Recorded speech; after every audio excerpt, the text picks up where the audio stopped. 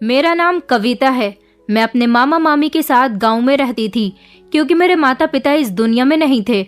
मैं जब छोटी थी तो मेरे माता पिता की मौत हो गई थी। मेरी नानी मुझे बहुत प्यार करती थी। मम्मी पापा के मरने के बाद वो मुझे अपने साथ अपने घर लेकर आई थी, लेकिन फिर एक दिन नानी भी इस दुनिया से चली गई और फिर मेरी जिंदगी के बुरे दिन शुरू हो गए। क्योंकि नानी ही तो मुझसे प्यार करती थी, मामी तो नहीं करती थी। मामी को तो मैं उनके घर में बोझ नजर आती थी। नानी के मरने के बाद मामी ने मुझसे घर के सारे काम करवाना शुरू कर दिए थे। उस समय मेरी उम्र 13 साल थी। जब नानी जिंदा थी तो वो अपनी सास के सामने अपनी नंद की बेटी से कोई काम नहीं करवाती थी। उन्हें इस बात का बहाना मिल गया था कि अब उन्हें इस घर में रोक टोक करने वाला कोई भी नहीं है, इसीलिए उन्होंने मुझे घर की नौकरानी बनाकर रख दिया था। मामा जी थोड़े बहुत ठीक थे, लेकिन वो हमेशा अपनी पत्नी के कहने में रहते थे। पहले तो वो अपनी माँ से डरते थे, मगर अब अपनी पत्नी से डरने लगे थे। मामी के 3 बेटे थे। धीरे धीरे मैं जवान हो रही थी और उनके 3 बेटे मुझसे छोटे थे। मामी अपने 3 बेटों के सारे काम मुझसे करवाती थी। यहाँ तक कि इस घर में किसी को भी कोई काम होता तो वो मैं ही किया करती थी। हाँ, उन लोगों का मुझ पर इतना एहसान जरूर था कि वो मुझे अपने बच्चों के साथ साथ स्कूल भेजा करते थे। मामी मुझ पर बहुत अत्याचार करती थी। मुझे पढ़ाई करने का ज्यादा मौका ही नहीं देती थी। मुझसे घर के सारे काम करवाती और मुझे छोटी छोटी बातों पर इतना डराती थी कि मुझसे उनकी बातें बर्दाश्त नहीं होती थी। मैं उनकी बातों से तंग आ गई थी। मेरी कुछ समझ नहीं आ रहा था कि मैं क्या करूं। मुझे अपने माता पिता बहुत याद आते थे और अपनी नानी की भी बहुत याद आती थी, क्योंकि जब वो जिंदा थी तब तक सब कुछ बिल्कुल ठीक चल रहा था। मेरी नानी ने कभी मुझे मेरे माता पिता की भी कमी महसूस नहीं होने दी थी, लेकिन जब से नानी इस दुनिया से गई थी मैं बहुत उदास हो गई थी, बिल्कुल अकेली पड़ गई थी। मुझे कोई भी समझाने वाला नहीं था, कोई भी मेरी तरफ से बोलने वाला नहीं था। मामी का जो दिल चाहता मेरे साथ वो किया करती थी। मुझ पर हाथ उठाती, मुझे डांटती, मुझसे घर के सारे काम करवाती, ढेर सारे कपड़े धुलवाती और फिर भी मुझे खाने तक को कुछ नहीं देती थी।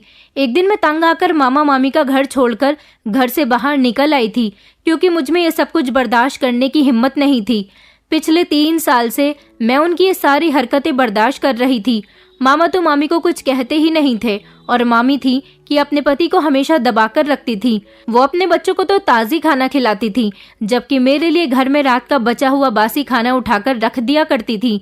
कभी कभी तो मैं सूखी रोटी पानी से खाया करती थी, जिसकी वजह से मेरा पेट खराब हो जाता था, मगर मैं कुछ नहीं कर सकती थी। उनकी हर बात को मैंने हमेशा बर्दाश्त किया था। एक दिन मुझे बहुत तेज बुखार था। मैं सफाई कर रही थी और मुझसे घर की सफाई नहीं हो रही थी। मामी ने मुझे देखा कि मैं बहुत धीरे धीरे काम कर रही हूँ तो वो मुझे गालियाँ देने लगी। मेरे मम्मी पापा को बुरा भला कहने लगी थी। कहने लगी कि खुद तो मर गए और अपनी बेटी को हमारे हवाले करके चले गए। इस करमजली से तो कुछ भी नहीं होता, बस यहाँ रहते हुए मुफ्त की रोटियां तोड़ती रहती है। उन्होंने जब मेरे माँ बाप को बुरा भला कहा तो मुझसे बर्दाश्त नहीं हुआ और फिर मैं रोते हुए आंसुओं के साथ उनके घर से निकल आई थी।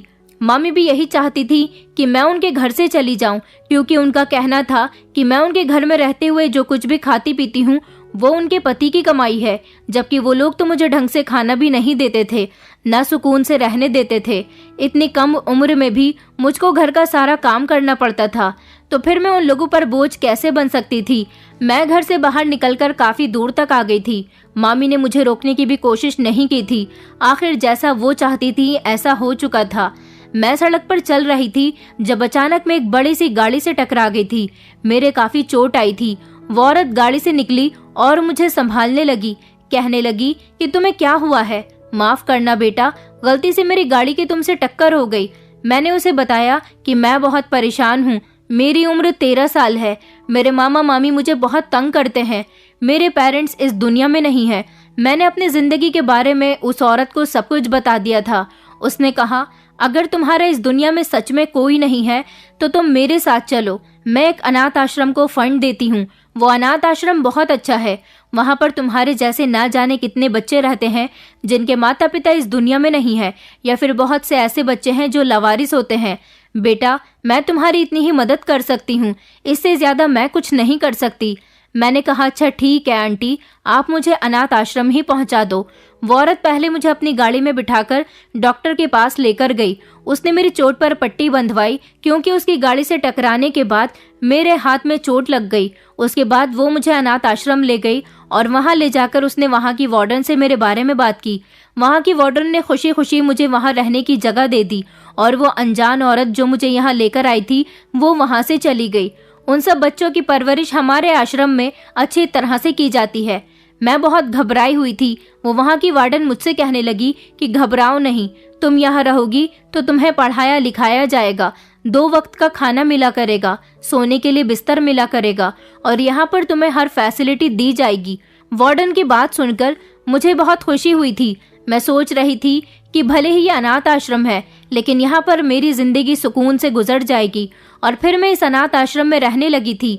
फिर समय कब गुजर गया कुछ पता ही नहीं चला और इसी तरह देखते ही देखते मैं जवान हो गई। मैं बहुत संस्कारी थी, कभी भी मैंने कुछ गलत नहीं किया था, पढ़ाई में भी सबसे आगे होती थी, मैं बहुत काबिल थी। इसलिए स्कॉलरशिप की बेस पर सरकार मेरी पढ़ाई का खर्चा उठा रही थी। वार्डन बहुत अच्छी थी, उन्होंने शुरू से ही मेरा बहुत साथ दिया था। मैं 18 साल की हो गई थी। वार्डन मुझे हमेशा अपनी बेटी ही समझती थी और वो मेरी ही तरह वहाँ के बाकी बच्चों का भी बहुत ख्याल रखती थी। यहाँ रहने वाले लड़के लड़कियाँ जब पढ़ लिख कर किसी काबिल बन जाते तो वो यहाँ से निकलकर अपनी जिंदगी अपने हिसाब से जीने लग जाते हैं। अनाथ आश्रम में हमें बहुत सारी एक्टिविटीज भी सिखाई जाती थी। यहाँ पर पढ़ने के लिए अच्छी टीचर्स भी मौजूद थी जो हमें 5 घंटे पढ़ाया करती थी। ये एक तरह से हॉस्टल भी था जहाँ पर हम रहते भी थे और हमें पढ़ना भी सिखाया जाता था। यहाँ पर हमारे खेलने के लिए भी 1 घंटा रखा हुआ था जिसमें हम अपनी मनपसंद के गेम्स खेल सकते थे। यहाँ पर रहकर मेरी जिंदगी बहुत अच्छी गुजर रही थी। कहते हैं कि अनाथ आश्रम में हर फैसिलिटी नहीं होती जो कि हर बच्चे को अपने माता पिता के साथ उनके घर में मिलती है, लेकिन मैं ये कहूँगी कि बहुत से ऐसे अनाथ आश्रम हैं जहाँ पर दुनिया की हर सहूलत मौजूद होती है, जहाँ पर उन्हें बिल्कुल अपने घर जैसा प्यार भी मिलता है। अगर कुछ नहीं होता तो वहाँ पर सिर्फ बच्चों के साथ उनके माता पिता का साथ नहीं होता। मुझे भी अनाथ आश्रम आने के बाद हर तरह की फैसिलिटी मौजूद थी। अगर कुछ नहीं था तो बस मेरे साथ मेरे माता पिता नहीं थे। ये एक ऐसी कमी थी जो कि जिंदगी में कोई भी पूरी नहीं कर सकता था।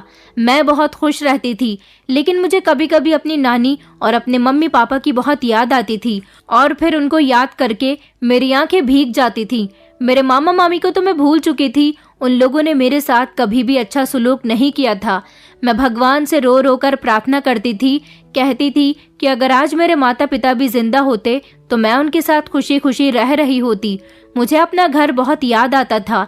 मैं रात को अपने बिस्तर पर लेटने के बाद घंटों उनके बारे में सोचती रहती थी और खुद से ही बातें करती रहती थी। मेरे इन हालात में वार्डन ने मेरा बहुत साथ दिया था। वो मेरी आंखों में आंसू नहीं देख सकती थी। उनकी अब उम्र ज्यादा हो गई थी और इस अनाथ आश्रम के मालिक मालकिन भी यहाँ पर रहने वाले बच्चों से बहुत प्यार करते थे और लगाव रखते थे। जो औरत मुझे यहाँ छोड़कर गई थी वो कभी कभी यहाँ पर आती तो मैं उससे मुलाकात जरूर करती थी, लेकिन फिर एक दिन उसका आना जाना बंद हो गया। पता चला कि वो किसी बड़ी बीमारी का शिकार होने के बाद इस दुनिया से जा चुकी है। भगवान उस औरत को स्वर्ग में जगह दे, क्योंकि वो ही थी जो मुझ पर रहम खाकर मुझे यहाँ छोड़ गई थी। कई साल इसी तरह से गुजर गए थे। मेरी उम्र 18 साल हुई और मैं इंटर कंप्लीट कर चुकी थी। उसके बाद मेरे साथ कुछ ऐसा हुआ जिसको मैं आज भी याद करती हूँ तो मेरे रोंगटे खड़े हो जाते हैं। मैं यहाँ पर वार्डन की चहीती थी, इसलिए मुझे कभी भी किसी तरह की रोक टोक नहीं थी। अब यही मेरी फैमिली थी। मैंने सोचा था कि मैं अब जवान हो गई हूँ, शुरू से ही इस अनाथ आश्रम में रह रही हूँ, इसलिए अब जो यहाँ पर बच्चे आते हैं मैं उनकी सेवा करूँगी, क्योंकि मेरी भी सेवा यहाँ पर हमेशा अच्छे से की गई थी। जिंदगी इसी तरह से गुजर रही थी। हमारे अनाथ आश्रम में नए आने वाले बच्चों के लिए एक फंक्शन रखा गया था। इस फंक्शन में किसी अमीर बाप के बेटे को यहाँ पर चीफ गेस्ट के तौर पर बुलाया गया था। ये लड़का बहुत ही खूबसूरत था और हमारे फंक्शन का खास मेहमान था। ये लड़का हमारे अनाथ आश्रम में काफी सारा फंड देता था। मैंने आज इस लड़के को पहली बार देखा था और पहली ही नजर में मुझे ये लड़का पसंद आ गया था। इसके अंदर एक अजीब सी बात थी, जितना ये देखने में खूबसूरत था उतनी ही खूबसूरत इसकी बातें थी। दिन इसी तरह से गुजरते जा रहे थे। फिर एक दिन अचानक वो लड़का अनाथ आश्रम में वार्डन से मिलने के लिए आया। मेरा सारा दिन वार्डन के साथ ही गुजरता था। जब मुझे पता चला कि वो लड़का वार्डन से मिलना चाहता है तो मेरे दिल में एक बार फिर से उसको देखने की ख्वाहिश जागने लगी। उस लड़के का नाम प्रकाश था। इसे पहली नजर में देखते ही मुझे इससे प्यार हो गया था। आज से पहले मेरे साथ ऐसा कभी नहीं हुआ था। कभी भी मेरे दिल में किसी को देखकर ऐसी फीलिंग्स नहीं जागी थी जैसी प्रकाश को देखकर जाग गई थी। इस बार तो ये लड़का और इसकी खूबसूरती मेरे दिल को भाग गई थी और मेरे दिमाग पर पूरी तरह से छा गई थी। न जाने बार बार मेरा ध्यान इस लड़के की तरफ चला जाता था। जब वो लड़का वार्डन से मिलने के लिए आया तो उसने एक ऐसी बात कही जिसे सुनकर मेरे होश उड़ गए थे और मुझे अपने कानों पर विश्वास नहीं हो रहा था, जबकि मेरी खुशी के भी ठिकाने नहीं थे। उसने वार्डन से कहा था कि मैं कविता को बहुत पसंद करता हूँ और उससे शादी करना चाहता हूँ।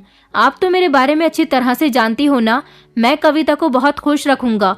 वार्डन प्रकाश को अच्छी तरह से जानती थी। उन्हें पता था कि वो कैसी फैमिली से बिलोंग करता है और अमीर भी है। इसलिए उन्होंने प्रकाश से कहा था कि मैं एक बार कविता से बात कर लेती हूँ, उसके बाद तुम्हें जवाब दूंगी। वार्डन ने जब मुझे इस बारे में बताया तो मैं खुशी के मारे झूम उठी थी और फौरन राजी हो गई। लेकिन साथ ही साथ मुझे अपनी पढ़ाई की भी फिक्र होने लगी थी। मैं अभी आगे और पढ़ना चाहती थी, लेकिन प्रकाश ने मुझसे वादा किया था कि शादी के बाद वो मुझे पढ़ने देगा, मुझ पर किसी तरह की रोक टोक नहीं करेगा। मैंने शादी के लिए हाँ कर दी थी। इस तरह प्रकाश के साथ मेरी शादी हो गई और मैं उसके घर चली गई थी। वार्डन ने मेरी शादी खूब धूमधाम से की थी। यही अनाथ आश्रम मेरा मायका था और अपने मायके से दूर जाते समय मुझे बहुत रोना आ रहा था, क्योंकि यहाँ के सभी लोगों से मैं बहुत अटैच हो गई थी। मैंने अपने बचपन के कई साल इस अनाथ आश्रम में गुजारे थे, इसलिए एकदम प्रकाश के घर जाने से मुझे खुशी हुई थी, लेकिन मेरा दिल भी उदास था। मुझे अपने अनाथ आश्रम में गुजारे हुए वक्त की बहुत याद सताती थी। प्रकाश बहुत ही हैंडसम था। प्रकाश ने मुझे बहुत प्यार दिया था, इतना प्यार दिया था कि मैं उसकी दीवानी हो गई थी। देखते ही देखते कब मेरी शादी को 6 महीने गुजर गए मुझे तो पता ही नहीं चला, क्योंकि जब समय कांटों पर गुजरता है तो हमें एक एक मिनट भारी लगता है और जब समय खुशी से गुजरता है तो वक्त का पता ही नहीं चलता कि कब गुजर गया। मेरे पति ने मुझे सारी दुनिया की खुशियां दे दी थी। मेरा पति अमीर होने के साथ साथ बहुत नरम दिल इंसान भी था।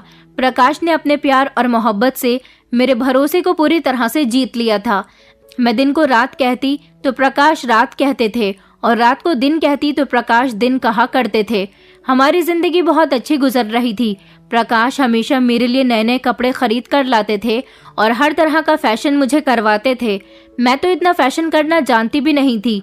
जो नया कपड़ा चलता था वही प्रकाश मुझे लाकर दिया करते थे, क्योंकि मैं तो हमेशा सलवार सूट में ही रहा करती थी। कभी मैंने फैशनेबल कपड़े पहने ही नहीं थे, लेकिन प्रकाश हमेशा मुझे मॉडर्न कपड़े लाकर दिया करते थे, जिसे पहनकर मैं बहुत झिझकती थी, क्योंकि वो कपड़े बहुत छोटे होते थे। मैं अपने पति से कहती थी कि ये कपड़े बहुत छोटे होते हैं। मेरे पति ने हमेशा मुझे एक ही बात समझाई थी कि अपने पति के लिए फैशन करना कोई गलत बात नहीं है। तुम थोड़ी ना ये छोटे छोटे कपड़े पहनकर घर से बाहर निकल रही हो या दूसरों के सामने जा रही हो। जो कुछ भी कर रही हो अपने पति के सामने कर रही हो, और अगर पति खुशी से ऐसे कपड़े लाकर दे रहा है तो तुम्हें कोई प्रॉब्लम नहीं होनी चाहिए। और फिर हमारे घर में हम दोनों के अलावा कोई और भी तो नहीं होता, तो फिर तुम्हें किससे शर्म आती है? मैं और तुम ही तो होते हैं। जैसा मैं कहता हूँ वैसे ही ड्रेसिंग किया करो और इस तरह तैयार होकर रहा करो। मुझे अपने पति की बात समझ तो आती थी, क्योंकि मैंने बाहर की दुनिया ज्यादा नहीं देखी थी। हम अगर इतना जरूर सुना था कि पति परमेश्वर होता है, पति का हमेशा कहना मानना चाहिए और पति की खुशी के लिए औरत को सब कुछ करना पड़ता है, तभी घर और जिंदगी में खुशहाली पैदा होती है। मेरा पति मुझे बहुत छोटे छोटे ड्रेसेस लाकर दिया करता था, जिसमें काफी हद तक मेरा शरीर दिखाई देता था। हर रोज कोई ना कोई ड्रेस मुझे गिफ्ट दिया करते थे और उसे पहनने की जिद करते थे। मेरे पति जैसे ही मेरे लिए ड्रेस लेकर आते तो फौरन ही कहते कि जल्दी से इन कपड़ों को पहनकर तैयार हो जाओ, और उसके बाद मेरा पति कैमरा लेकर आते और कैमरे के सामने मुझे बिठा दिया करते थे। सारा दिन मेरे पति की कोशिश यही होती थी कि मैं इन्हीं तरह के कपड़े पहनकर कैमरे के आगे बैठी रहूं और वो मेरी अच्छी अच्छी सी फोटोज और वीडियोस बनाते रहें।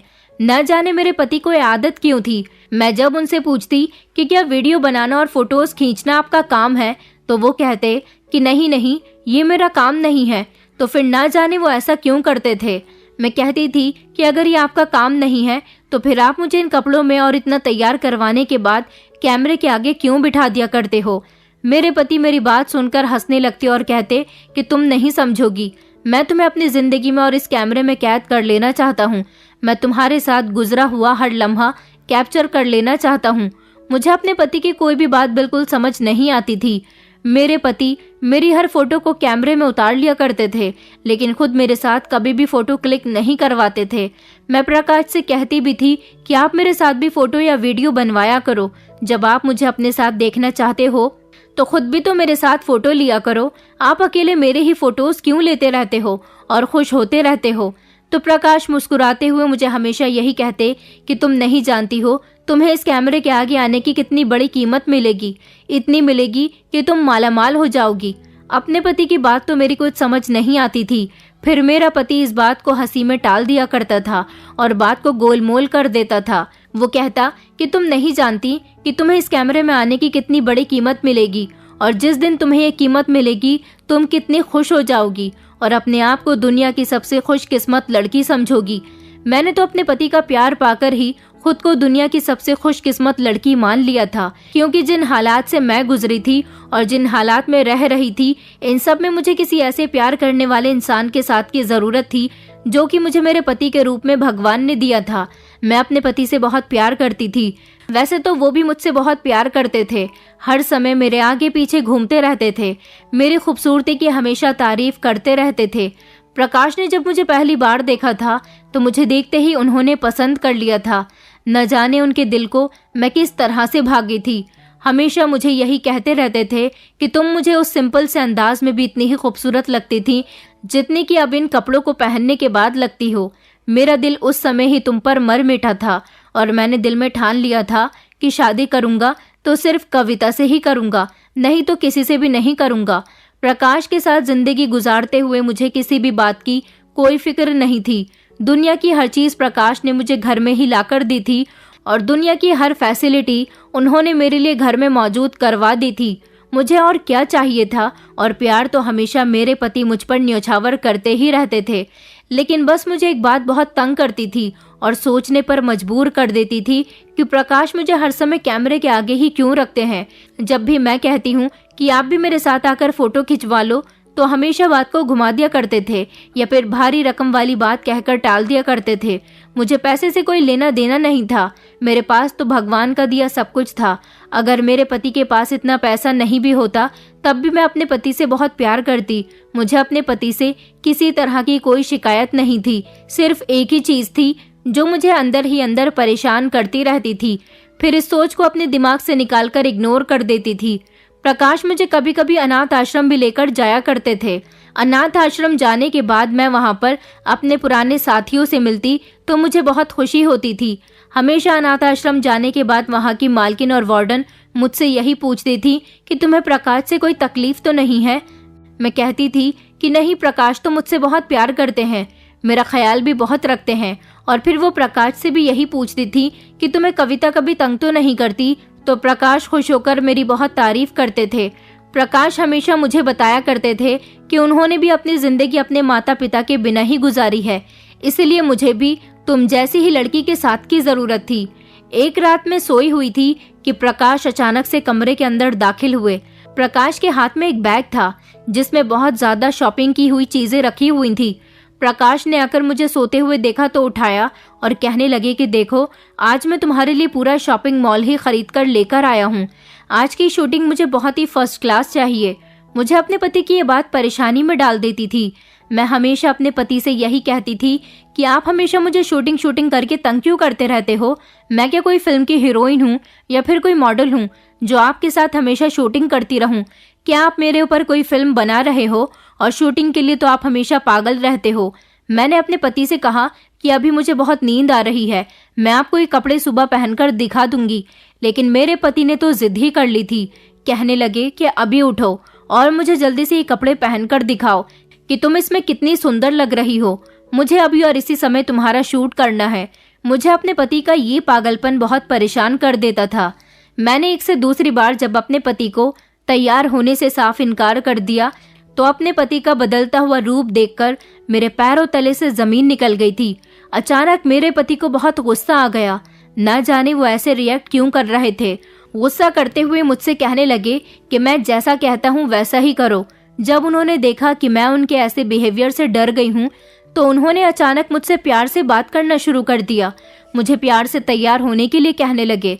प्रकाश का इस तरह गुस्से में बात करना आज मुझे चौंका गया था, क्योंकि वो तो हमेशा ही मुझसे प्यार से बात करते थे। ऐसा इसलिए था क्योंकि मैं हमेशा उनके एक बार के ही कहने पर ही तैयार हो जाया करती थी। आज मैं उनसे तैयार होने के लिए मना कर रही थी तो शायद उन्होंने इसलिए मेरे साथ ऐसा बिहेवियर कर दिया हो। फिलहाल मैं बहुत डर गई थी और डर के मारे फौरन से पहले उठकर तैयार हो गई। मेरे दिल में अब अपने पति की तरफ से डर बैठ गया था। मैं प्रकाश से अब पहले की तरह खुलकर बात भी नहीं करती थी। न जाने मुझे ऐसा क्यों लगता था कि प्रकाश के अंदर कोई ना कोई परेशानी जरूर चल रही है। कोई तो ऐसी बात है जिसको लेकर प्रकाश हमेशा परेशान रहते हैं और मुझसे कई बार उलझ भी जाते हैं। ये ऐसी बातें थी जिनको मैं ज्यादा देर तक इग्नोर भी नहीं कर सकती थी, और बताती भी तो किसको बताती। मेरा था ही कौन इस दुनिया में। कोई होता तो मेरे पीछे आता और मेरा हालचाल पूछता। अनाथ आश्रम भी मैं खुद ही जाती थी तो तभी वहाँ के लोगों से बात हो जाती थी। तब भी प्रकाश मुझे अकेला नहीं छोड़ते थे। जैसे ही मैं बाथरूम से तैयार होकर बाहर निकली तो मेरे पति मुझे प्यार करते हुए बेड पर बिठाने लगे और साथ ही मेरे बाल खोलकर सेट करने लगे। ऐसा लग रहा था जैसे किसी फिल्म की शूटिंग करवाने के लिए मुझे तैयार कर रहे हैं। मैं बहुत डरी हुई थी। मेरे पति ने मेरे बाल खोले और मुझे तैयार करके कैमरे के आगे बिठा दिया। मैं घबराई हुई कैमरे के आगे घंटों बैठी रही और प्रकाश तरह तरह के एंगल से मेरी फोटो शूट करते रहे। फिर उसके थोड़ी देर के बाद मेरे पति ने अपना कैमरा उठाया और घर में एक कमरा ऐसा था जहां पर प्रकाश की फोटोग्राफी का सारा सामान पड़ा हुआ था, जहां प्रकाश फोटोशूट करने के बाद फोटोज और वीडियो की एडिटिंग करता था और उन्हें डेवलप करता था और मूवीज भी बनाता था। उस कमरे में मेरा जाना मना था। प्रकाश ने मुझे शादी की रात ही कह दिया था कि तुम्हें इस कमरे में बिल्कुल भी नहीं जाना है, ये मेरा पर्सनल कमरा है। मैं कभी सफाई करने के लिए वहां जाने को कहती थी तो मेरे पति कहते थे कि मैं वहां की सफाई खुद ही कर लूंगा, तुम्हें गलती से भी वहां जाने की जरूरत नहीं है। वहां पर मेरा बहुत सामान बिखरा पड़ा है, अगर मेरी कोई भी चीज इधर से उधर हो गई तो बहुत प्रॉब्लम हो जाएगी। मैं यही सब कुछ सोचकर इस कमरे में कभी नहीं गई थी कि मेरा पति का जरूरी सामान वहां पर पड़ा हुआ है और फिर उन्होंने मुझसे मना भी कर दिया है वहां जाने के लिए, तो फिर मुझे क्या जरूरत पड़ी है कि मैं वहां जाऊं। इसलिए मैंने भी वहां पर जाना ठीक नहीं समझा था। लेकिन अब प्रकाश की हरकतें मुझे कुछ ठीक नहीं लगती थी। अब मेरा मन करता था कि मैं जाकर वो कमरा चेक करूं, आखिर उसमें ऐसा भी क्या है और मेरा पति मेरी फोटोज को लेकर इस कदर पागलपन क्यों दिखाता है। मैं दिन भर यही सोचती रहती थी कि कैसे उस कमरे की चाबी अपने पति से ली जाए और कैसे कमरे के अंदर चेक किया जाए, क्योंकि अब मुझे अपने पति पर शक होने लगा था। मैं प्रकाश की हरकतें देखती तो मुझे कुछ उसकी हरकतें अजीब अजीब से लगने लगती थी, लेकिन मैं मजबूर थी। मैं कुछ भी नहीं कर सकती थी, सिर्फ सब कुछ अपने इधर उधर होता हुआ देख सकती थी। मेरे पति के पास हमेशा उनकी जेब में बंदूक रखी हुई होती थी। मैं पूछती कि आप अपने साथ क्यों रखते हो, तो वो कहते थे कि मैंने ये अपनी सेफ्टी के लिए रखी हुई है। मैं अकेला ही इतनी प्रॉपर्टी का मालिक हूँ। ऐसे लोगों के बहुत सारे दुश्मन होते हैं और फिर जब हमें पता है कि हमारे इधर उधर हमारे दुश्मन हैं तो हमें अपनी सेफ्टी खुद ही करनी होती है। लेकिन अब मैं काफी दिनों से देख रही थी कि मेरे पति जब भी मुझसे तैयार होने के लिए कहते तो वो अपनी बंदूक मेरे सामने जरूर रख दिया करते थे, जिसे देखकर मेरा दिल दहल जाता था और डर की वजह से मैं आगे से अपने पति से कोई सवाल ही नहीं कर पाती थी। मेरी इसी खामोशी का फायदा प्रकाश आसानी से उठा रहे थे। सब इसी तरह से चल रहा था। पहले तो मुझे लगता था कि मैं दुनिया की सबसे खुशकिस्मत लड़की हूँ जिसे प्रकाश जैसा हस्बैंड मिला, लेकिन अब धीरे धीरे समय गुजरने के साथ साथ मुझे ऐसा लगने लगा था जैसे मेरे लिए ये कोई जेल है। इससे कहीं ज्यादा फ्रीडम तो मुझे अनाथ आश्रम में मिली हुई थी। अब मुझे ये घर जेल लगने लगा था और मैं एक ऐसी कैदी थी जो ना तो अपनी बात किसी से कर सकती थी और ना ही किसी से कोई शिकायत कर सकती थी। घर में तो मेरा सब कुछ मेरा पति ही था। अगले दिन जब मेरा पति सोकर उठा तो वो मुझसे कहने लगा कि आज मेरे कुछ फ्रेंड्स खाने पर आ रहे हैं, इसलिए रात का खाना बनाकर तैयार कर लेना। आज से पहले तो मेरे पति का कभी कोई भी दोस्त घर पर नहीं आया था। मैं बहुत ज्यादा हैरान हो गई थी। प्रकाश मुझे देखकर मुस्कुराने लगे और मुझसे कहने लगे कि आज तो तुम्हारी लॉटरी निकलने वाली है, आज तो तुम्हारे बड़े ही खास दाम मिलने वाले हैं। मैं अपने पति की बात सुनकर परेशान हो गई थी कि वो क्या कह रहे हैं, और मेरा चेहरा देखते हुए वो कहने लगे कि मजाक कर रहा हूँ, बस तुम तो हर बात पर सीरियस हो जाती हो। रात को टाइम से पहले खाना तैयार करके रख लेना, आज मेरे दोस्तों को मेरे घर पर ही खाना खाना है। मैंने अपने पति से कह दिया था कि अच्छा ठीक है, मैं खाना बना लूंगी। मैंने नौकरानी के साथ मिलकर खाना तैयार कर लिया था। प्रकाश के दोस्त आए और फिर उन सब ने मिलकर खाना खाया। उसके बाद वो सब लोग उस बंद वाले कमरे में चले गए थे जहां मेरे पति ने जाने से मुझे साफ मना किया हुआ था। मुझे ये देखकर बड़ी हैरानी हुई थी कि भला जहां पर मेरी सारी फोटोज और वीडियोस रखी हुई हैं, वहां पर इन लोगों के जाने का क्या मतलब बनता था। अभी मैं यही सब कुछ सोच रही थी कि अंदर से प्रकाश के सारे दोस्त हंसते और मुस्कुराते हुए बाहर निकले और कहने लगे कि वाओ यार, क्या कमाल की आइटम है। वो लोग कुछ इसी तरह के शब्द मेरे लिए इस्तेमाल कर रहे थे। ऐसे शब्द मेरे कानों में पड़े तो मेरे होश उड़ गए थे। मैंने अपने दिल में सोचा कि आखिर ये कैसे दोस्त हैं जो इस तरह के लैंग्वेज इस्तेमाल कर रहे थे। मैं बड़ी बेसब्री से अपने पति के कमरे में आने का इंतजार कर रही थी, क्योंकि मैं अपने कमरे में बैठी हुई थी। थोड़ी देर के बाद मेरे पति जब आए तो मैं उनसे पूछने लगी कि आखिर आपके सारे दोस्त उस कमरे में क्या करने गए थे जिसमें सिर्फ मेरी फोटोज और वीडियोज हैं। लेकिन प्रकाश ने बिल्कुल भी मेरी बात ना सुनी और वो मुझे इग्नोर करते हुए कमरे से निकल गए। हाँ, मैंने इतना जरूर देखा था कि मेरे पति ने अपने हाथ में बहुत सारे पैसे पकड़े हुए थे और वो मुस्कुराते हुए मेरी तरफ देखने लगे और मुझे पैसों की तरफ इशारा करके दिखाने लगे। मेरा दिल बहुत घबरा रहा था। मुझे ऐसा लग रहा था कि कुछ तो गड़बड़ जरूर है। ये लोग कोई तो ऐसा काम कर रहे हैं जो मेरी नजरों से ओझल है। मैं बेसब्री से प्रकाश के आने का इंतजार करने लगी, लेकिन आज रात मेरा पति घर आया ही नहीं था। सारी रात मैं अपने पति का इंतजार करती रही। वो अपने दोस्तों के साथ ही घर से निकल गया था और फिर रात भर घर नहीं आया। सुबह का समय हो गया था। जब मेरा पति घर आया तो उसकी हालत देखकर मैं बहुत परेशान हो गई थी। आज से पहले तो ऐसा कभी नहीं हुआ था कि प्रकाश ने ड्रिंक की हो। वो नशे में धुत घर में आए थे। मेरे पैरों तले तो जैसे जमीन ही खिसक गई थी, क्योंकि मैं प्रकाश का एक अलग ही रूप देख रही थी। मेरी पूरी जिंदगी दांव पर लगी हुई थी। मैं ये सोच सोच कर रो रही थी कि प्रकाश के साथ शादी करना मेरा कोई गलत फैसला तो नहीं है, पर मुझे मेरे किसी भी सवाल का जवाब नहीं मिल रहा था। इन सारी सोचों ने मेरे दिमाग को पूरी तरह से जकड़ कर रख लिया था। एक तो सारी रात प्रकाश घर नहीं आए थे। अगले दिन घर आए तो वो भी शराब के नशे में थे। अब मैं डर के मारे अपने पति से कोई सवाल भी नहीं कर पा रही थी, क्योंकि मैं जानती थी कि अगर इस समय मैंने उनसे कोई सवाल किया तो मेरे पति मुझ पर गुस्सा करने के अलावा कुछ नहीं करेंगे। और जो हालत प्रकाश की थी उसमें तो वो मुझ पर हाथ भी उठा सकते थे। मैं खामोशी से एक तरफ बैठ गई थी। मुझे बहुत तेज भूख लग रही थी। घर में कुछ भी खाने का नहीं था। मैं धीरे धीरे अपने पति के पास गई और उनसे कहने लगी कि प्रकाश, मुझे भूख लगी हुई है, घर में कुछ खाने का भी नहीं है, प्लीज मुझे बाहर से कुछ खाने का लाकर दे दो। मैंने अपने पति को हिलाते हुए जब ये सब कुछ कहा तो प्रकाश नशे की हालत में मुझसे कहने लगे कि जाओ जाकर मार्केट से खुद सामान ले आओ। आज से पहले तो कभी मेरे पति ने मुझे अकेले घर से बाहर कदम तक नहीं निकालने दिया था। वो मुझे जहाँ भी लेकर जाते थे अपने साथ ही गाड़ी में लेकर जाते थे और मुझसे कहते थे कि अपने सर पर पल्लू रख लो, तुम्हारा चेहरा किसी को नजर नहीं आना चाहिए। मैं कहती थी कि ऐसा क्यों, तो मेरे पति कहते थे कि संस्कारी लड़कियां ऐसी ही होती हैं। मैं जानता हूँ कि तुम बहुत संस्कारी हो। अगर तुम अपना चेहरा ढक लोगी तो मेरे अलावा तुम्हें कोई नहीं देख सकेगा, क्योंकि मैं दूसरों की नजरें तुम पर बर्दाश्त नहीं कर सकता। अपने पति का इस तरह से हक जताना मुझे अच्छा लगता था, इसलिए मैं अपने चेहरे पर अच्छी तरह से घूंघट कर लिया करती थी। मगर आज वो नशे की हालत में मुझसे कह रहे थे कि तुम घर से अकेले ही निकल जाओ। आज मुझे बहुत अजीब महसूस हो रहा था। मैंने दिल में ठान लिया था कि मैं सामान लेने के बहाने अनाथ आश्रम भी जरूर जाऊंगी और वहां जाकर वार्डन को ये सारी बात बताऊंगी। शायद उनसे मुझे कोई अच्छी एडवाइस मिल जाए और मेरा घर भी बच जाए, क्योंकि मुझे अपना घर उजड़ता हुआ नजर आ रहा था। मेरा पति तो नशे की हालत में अभी सो रहा था। मैं घर बंद करके ड्राइवर के साथ मार्केट से कुछ खाने के लिए निकल गई और मैंने ड्राइवर से कहा भी था कि मुझे अनाथ आश्रम भी लेकर चलना।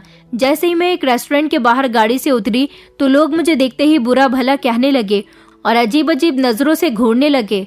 मेरी समझ नहीं आ रहा था कि ये लोग मुझे इस तरह से क्यों देख रहे हैं। मुझे लगा कि ये लोग किसी और को देखकर ऐसी बातें कर रहे होंगे, मगर चक्कर तो कुछ और ही था। आज मैंने अपने चेहरे पर घूंघट भी नहीं किया हुआ था। आज मैं अपना चेहरा खोल कर ही घर से बाहर निकली थी। मगर हैरान तो तब हुई थी जब कुछ लोग मेरे पास आए और मुझे बुरा भला कहने लगे।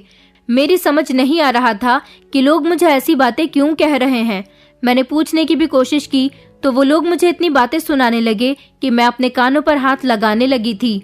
फिर एक लड़के ने मुझे अपने मोबाइल में एक ऐसी वीडियो दिखाई जिसे देखकर मेरे पैरों तले से जमीन निकल गई थी, क्योंकि उस वीडियो में तो मैं थी। अपनी ही वीडियो देखकर मैं बहुत ज्यादा परेशान हो गई थी और मुंह छुपाते हुए जल्दी से मैं गाड़ी में बैठ गई और ड्राइवर से अनाथ आश्रम चलने के लिए कहा। मैं वहां से बिना कुछ खाए पिए ही अनाथ आश्रम आ गई थी और फूट फूट कर रो रही थी।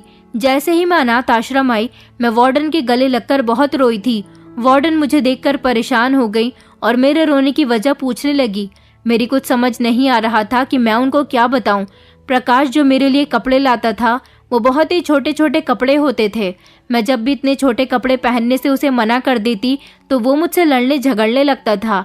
आज मुझे इस सारे मामले की समझ आ रही थी, लेकिन मैं अपनी जबान से कुछ भी बयान नहीं कर पा रही थी कि मैं कैसे इस हकीकत को बताऊं। वो बहुत ही गंदी वीडियो थी जो मैंने देखी थी। यही वजह थी कि प्रकाश कैमरे के आगे मेरे साथ खड़ा नहीं होता था। मुझे अपने कपड़े देखकर बहुत अजीब अजीब महसूस हो रहा था। हालांकि इस समय तो मैंने सूट पहना हुआ था। मेरी आंखों से आंसू लगातार बह रहे थे, क्योंकि आज तक मैंने अपना चेहरा किसी को नहीं दिखाया था और आज सारे जमाने ने मेरे साथ इतना बड़ा अत्याचार कर दिया था। मुझे कुछ समझ नहीं आ रहा था कि अब मैं क्या करूं। मैं वार्डन के गले लगकर लगातार रोए चली जा रही थी। मैंने वार्डन को सब कुछ बता दिया था। वो भी मेरी बातें सुनकर परेशान होने लगी।